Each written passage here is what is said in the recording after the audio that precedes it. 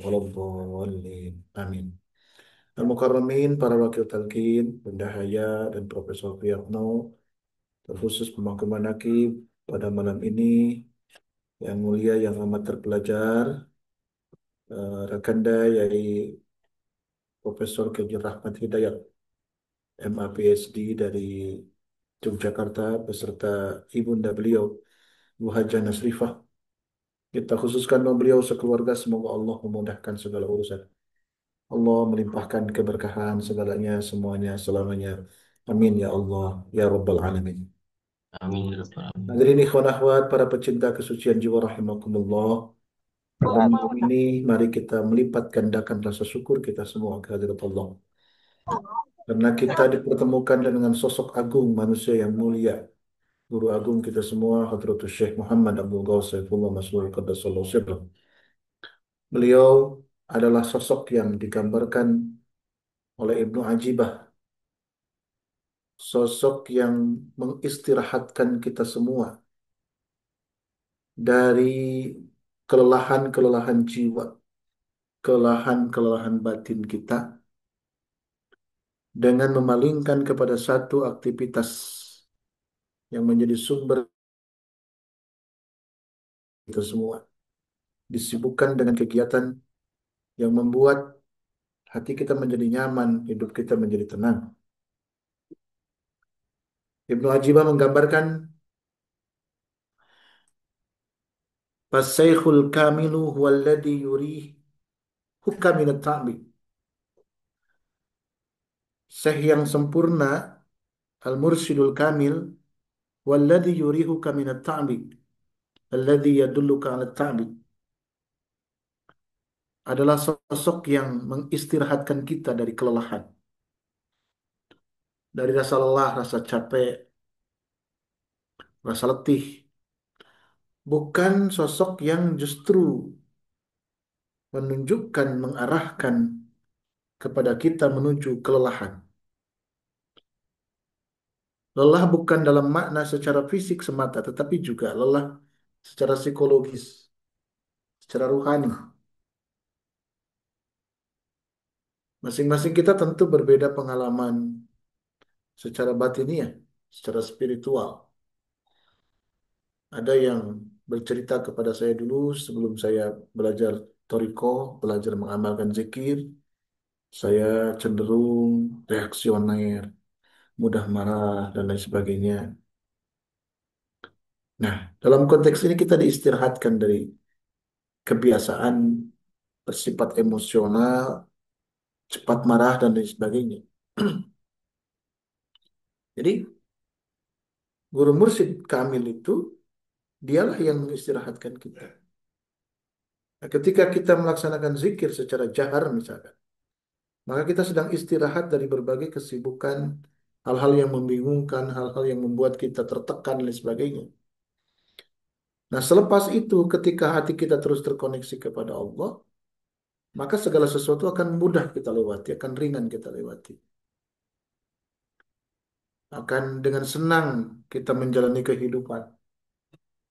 Kenapa dengan senang? Karena kita sadar betul bahwa segala yang dihadirkan, yang datang kepada kita, yang menghampiri kita, dalam bentuk apapun itu adalah yang terbaik dari Allah untuk kita semua.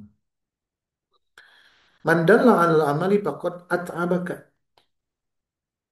Siapa yang menunjukkan kepadamu alal amali untuk bekerja, beraktivitas? Faqad at'abaka. Maka dia sebenarnya orang yang telah membuatmu menjadi capek, menjadi lelah, menjadi letih. Waman dallaka ala dunya faqad ghassaka. Siapa orang yang menunjukkan kepadamu, mendorong kepadamu ala dunia untuk mencari orientasi dunia, faqad ghassaka, maka orang itu sebenarnya setelah menipu dirimu, telah menjebak dirimu. Waman dallaka 'ala Allahi faqad nasahaka. Dan barang siapa yang menunjukkan kepadamu 'ala Allahi untuk sampai kepada Allah, faqad nasahaka. Maka orang tersebut telah memberikan nasihat terbaik untuk dirimu. Nah, kita sejak sering kita dengar bertemu dengan Syekh Mursyid itu supaya diperkenalkan ruh kita dengan Allah Subhanahu wa taala.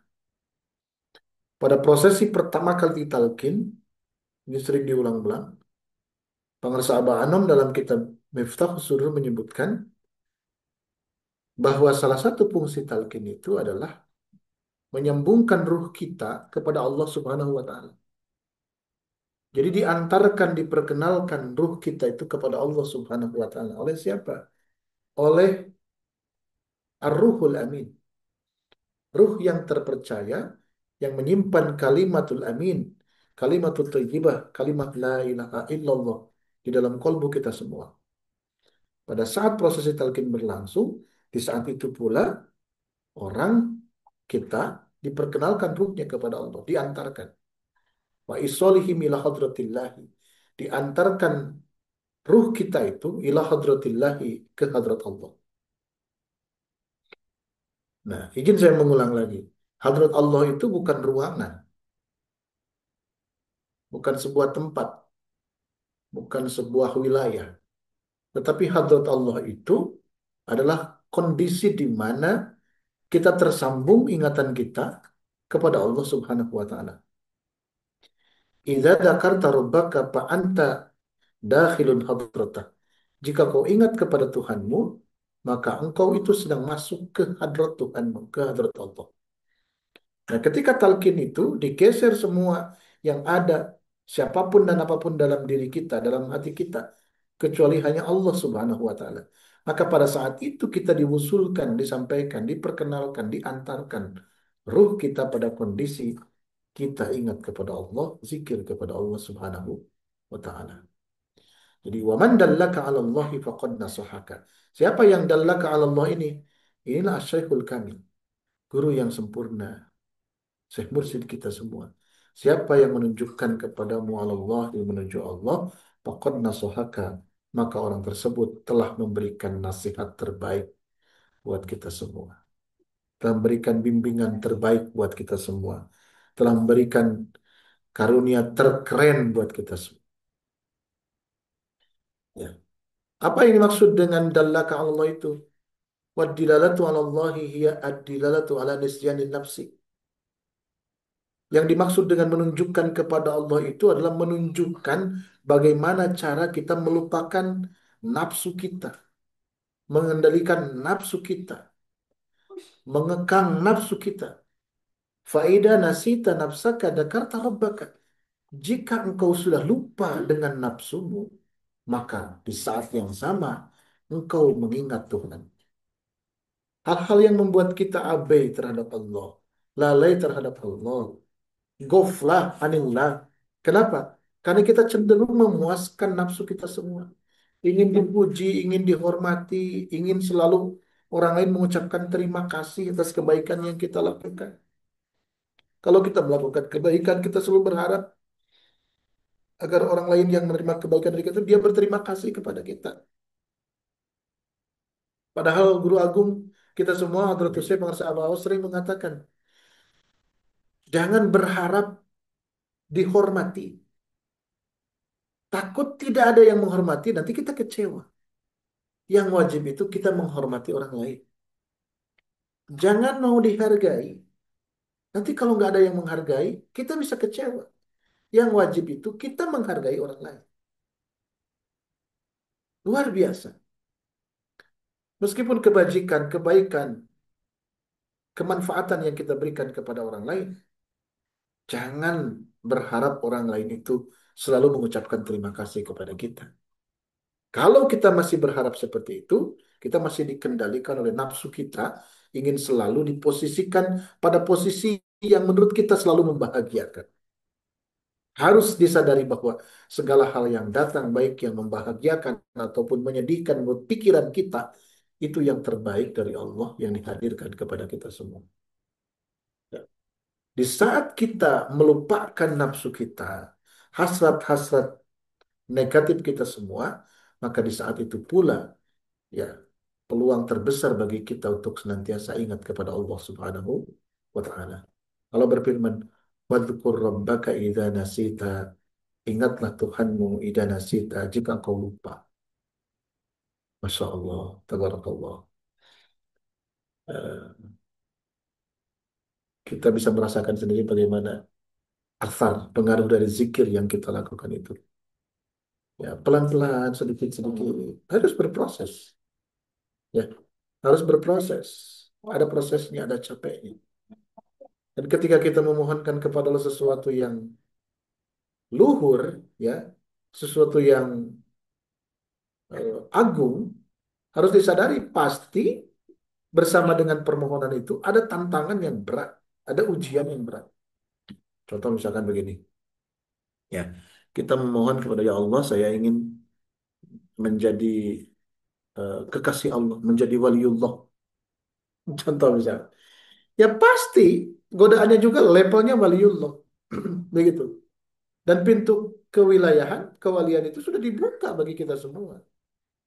Ketika talqin itu itulah pintu kewalian itu dibuka. Idza aradallahu ayyuwaliya 'abdan fatahalahu baba dzikri. Manakala Allah menginginkan mengangkat hambanya menjadi kekasihnya, fatahalahu baba dzikri. Allah membukakan bagi orang tersebut pintu zikir. Pintu zikir itu dalam thariqah itu adalah talqin. Jadi di talqin itu dibukakan pintu kewalian. Itu sudah terbuka. Bahkan para sahabat itu memanggil kita para aulia Allah, para kekasih Allah. Masya Allah, tabarakallah. Itu penghormatan agung kepada kita semua karena kita sudah masuk ke dalam satu wilayah yang tidak semua orang bisa mendapatkannya. Apa? Wilayah mendapatkan hak talqin zikir kita semua. Masya Allah, tabarakallah. Wadkur rabbaka idza nasita, ingatlah Tuhanmu idza nasita jika engkau lupa. Ai masih wahu wa sababu ta'bih wa dzikru nafsi. Sesuatu selain Allah dan sebab yang melahirkan kita merasa letih, lesu, capek, lelah. Itu apa? Zikrun nafsi. Ya, kita selalu menyebut-nyebut nafs yang ada pada diri kita. Hasrat-hasrat yang menyertai kita semua. Oh, hati-hati sekali. Itu lembut sekali. Kadang-kadang tidak kita sadari. Awalnya kita bersyukur, Alhamdulillah, saya bisa istiqomah, hadir di mana kibat. Awalnya begitu. Kata setan, bangga dong sedikit. Ya, lu dalam hati, ngikut dong sama saya. Saya kan sudah bertahun-tahun nih nggak pernah absen, menakibah dan sebagainya. Lucu sedikit-sedikit masuk ke dalam kolbu nggak kerasa. Maka harus apa namanya? Harus selalu waspada. Harus selalu aware, harus selalu sadar bahwa di setiap gerak gerik kita, di setiap desahan nafas yang kita tarik dan kita keluarkan, di sana diintip oleh siapa? Oleh makhluk Allah yang tidak suka agar kita selalu ingat kepada Allah Subhanahu wa taala. Wal i'tina'u bisu'uniha. Apalagi selain kita menyebut-nyebut nafsu kita, ya, kita selalu memberikan fasilitas yang membuat nafsu kita terpuaskan. Tuntutan-tuntutannya kita hadirkan. Sebaliknya wa amma man goba anha. Adapun orang yang sudah melenyapkan dirinya dari nafsunya, fala yulki illa raha, maka tidak ada yang datang kepada dirinya kecuali ketenangan. Ketika dipuji sudah tidak lagi melambung hidungnya, dihina sudah tidak lagi bertambah pesek hidungnya, biasa saja, mustawan saja, datar-datar saja. Kenapa? Karena setiap pujian yang diberikan orang lain, dia sadar bahwa itu dititipkan oleh Allah, dan sebenarnya yang maha terpuji adalah Allah, maka dia kembalikan pujian itu kepada Allah dengan mengucap Alhamdulillah. Ketika ada bulian, ada hinaan, ada cercaan dari orang lain, dia sadar bahwa Allah sedang menitipkan informasi itu kepada mulut orang lain yang boleh jadi selama ini itu belum kita sadari tentang diri kita yang dikoreksi oleh lisan orang lain. Terima kasih ya Allah. Kau titipkan koreksimu melalui lisan orang itu. Jikapun tidak terkonfirmasi apa yang disampaikan oleh orang tersebut pada diri kita, maka itu menjadi penggugur dosa yang tanpa kita harus istighfar. Tanpa kita harus bertobat. Ketika orang membicarakan kita, dan itu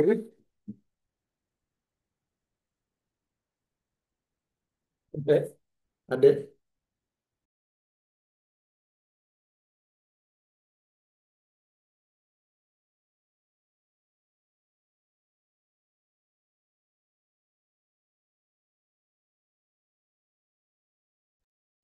Ya. Remyut Kandayai suaranya Halo, hilang. Hilang. Ah, jelas ya? sudah. Sias. Baik.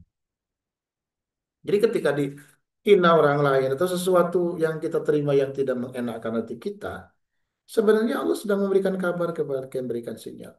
Jika terkonfirmasi itu adalah koreksi yang tidak langsung dari Allah kepada kita, dititipkan dengan lisan orang-orang yang menghina kita, mengkoreksi kita. Tapi jika tidak terkonfirmasi, artinya tidak ada yang diceritakan orang lain pada diri kita, itu menjadi kifarat atas dosa-dosa kita semua. Itu dosa yang berguguran tanpa harus istighfar, tanpa harus bertobat. Kenapa? Ketika kita dibicarakan sama orang lain. Dan kita menerima itu dengan keriduan, kerelaan. Masya Allah. Jadi orang yang sudah melenyapkan dirinya, yang dirasakan adalah ketenangan. Santai. Lagi tidak punya uang, santai. Lagi punya uang, lebih santai. Begitu. Jadi tenang saja. Kenapa? Karena tidak mungkin kita masih bernapas di dunia ini, kecuali memang sudah ada jatah rezekinya. Kalau sudah habis rezekinya, jatah hidupnya, ya sudah nggak ada lagi fasilitas buat hidupnya di dunia, ya wafat kita. Makanya tenang saja, mustawan saja. Ya, saya juga sudah berusaha sih tenang-tenangin diri, tapi tetap aja gundah gelana. Ya, itu kan sifat dasar manusia yang harus kita kendalikan. Kita harus mencoba eh, masuk kepada wilayah sebagaimana posisi Rasulullah Shallallahu Alaihi Wasallam. Kan beliau itu adalah sosok yang pada dirinya melekat eh, dimensi humanitas, dimensi kemanusiaan biasa, dan dimensi divinitas, dimensi ketuhanan. Nah, kita sering mendengar ada istilah takhallaku bi akhlakillah, berakhlaklah dengan akhlak Allah, ya. Berakhlaklah dengan bagaimana Allah memperlakukan makhluk-makhluknya. Nah, sosok ideal bagi kita semua umat manusia yang sudah menggabungkan dua dimensi humanitas dan divinitas itu. Dimensi kemanusiaan dan dimensi ketuhanan pada dirinya adalah Nabi Muhammad Shallallahu Alaihi Wasallam. Itu diturunkan secara tasalsul. Setiap masa, setiap periode, setiap 100 tahun selalu ada orang yang ditunjuk oleh Allah, dipilih oleh Allah untuk menjadi prototipe seperti itu. Bukan menjadi nabi, bukan menjadi rasul, tapi meneruskan role model prototipe itu untuk setiap zaman, setiap berulang 100 tahun sekali. Kenapa demikian? Karena kita akan kehilangan sosok yang menjadi uswah, yang jadi kudwa bagi kita kalau tidak ada. Maka Allah menghadirkan. Maka istilah apa itu? Istilah dalam kitab-kitab tasawuf itu. Orang yang bertemu dengan Syekh Mursyid itu lebih beruntung dibandingkan orang menemukan kibritul ahmar, belerang merah. Saya tidak tahu belerang merah itu apa. Mungkin di masa penyusunan kitab-kitab itu adalah benda yang sangat susah ditemukan dan sangat berharga. Jadi bertemu dengan Syekh Mursyid itu adalah karunia yang luar biasa bagi kita semua. Masya Allah, tabarakallah. Jadi ini yang saya maksudkan. Mari kita melipat gandakan rasa syukur kita kehadirat Allah Subhanahu wa Ta'ala. Rupanya sudah lebih dari 19 menit ya waktunya ya. Mudah-mudahan ada guna dan manfaatnya. Allah istiqomahkan kita semua. Allah karuniakan kesehatan kepada kita semua. Allah melimpahkan keberkahan segalanya semuanya selamanya. Terima kasih semuanya. Wallahul muwaffiq ila aqwamit thoriq. Wassalamualaikum warahmatullahi wabarakatuh.